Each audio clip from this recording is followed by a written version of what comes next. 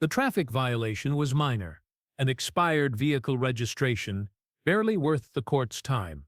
But Judge William Hartford saw an opportunity to make a point, to deliver one of his trademark speeches about personal responsibility. The black woman standing before his bench looked humble enough, respectful enough to absorb his wisdom without pushback.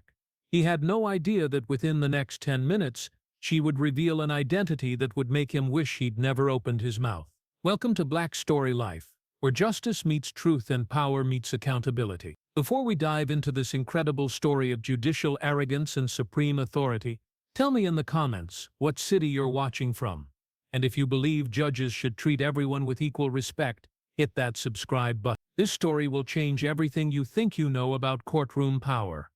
The morning sun filtered through the tall windows of Riverside County Municipal Court, casting long shadows across the worn wooden benches where citizens waited for their cases to be called. It was Tuesday, October 15th, and Judge William Hartford was already in a mood.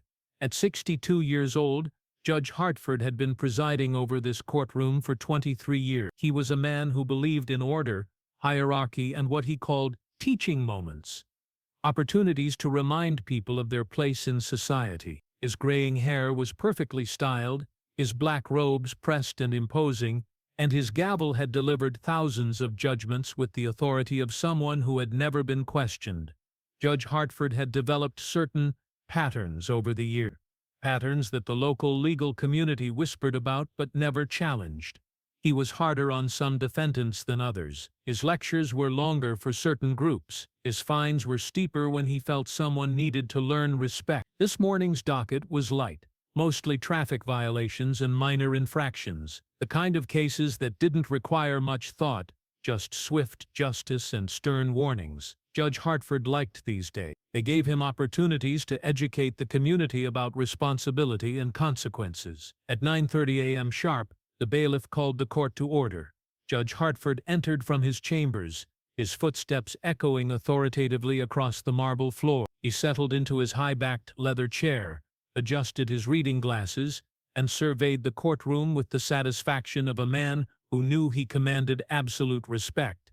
In the third row from the back sat Elena Washington, though nobody in that courtroom knew her name yet. She was a woman in her late 40s, with salt and pepper hair pulled back in a simple bun and intelligent eyes that seemed to take in everything around her. She wore a navy blue dress, professional but not flashy, and carried a well-worn leather briefcase that had traveled with her through law school, through years of practice, and through confirmation hearings that had made national news just 3 months earlier. Elena was here for something embarrassingly mundane, an expired vehicle registration. In the chaos of her recent confirmation process and the move to Washington, D.C., she'd let her California registration lapse. She'd been pulled over the previous week while visiting her elderly mother in Riverside, and rather than contest the ticket, she'd decided to simply pay the fine and move on with her life. What she hadn't expected was to be required to appear in court for what should have been a simple administrative matter.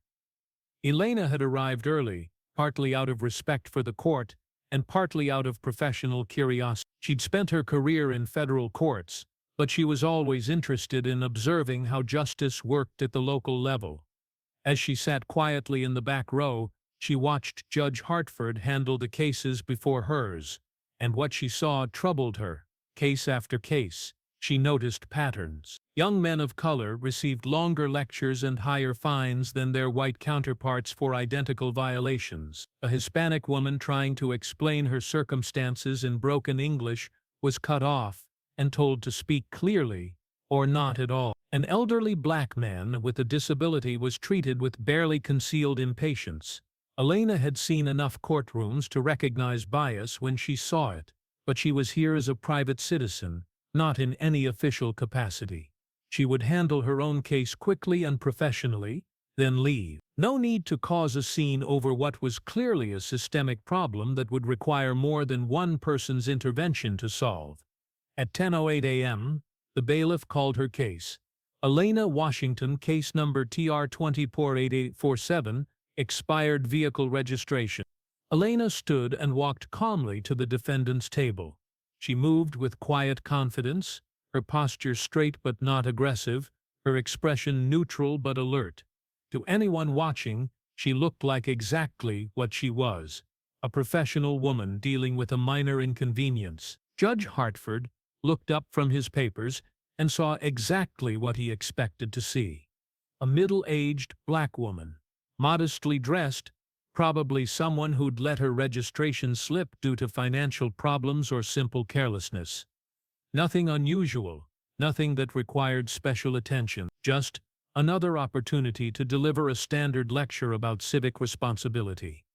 "Ms. Washington," Judge Hartford began, his voice carrying the tone of a man accustomed to being the smartest person in any room.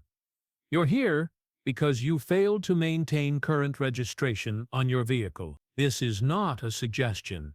It's a legal requirement." Elena nodded politely. "Yes, Your Honor, I understand the charge."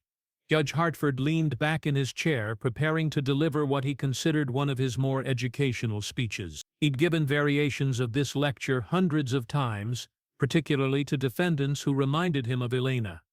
"Miss Washington, I want you to understand something. Following the law isn't optional. It's not something you do when it's convenient or when you remember. It's a fundamental responsibility of citizenship." Elena remained silent, her hands folded calmly in front of her.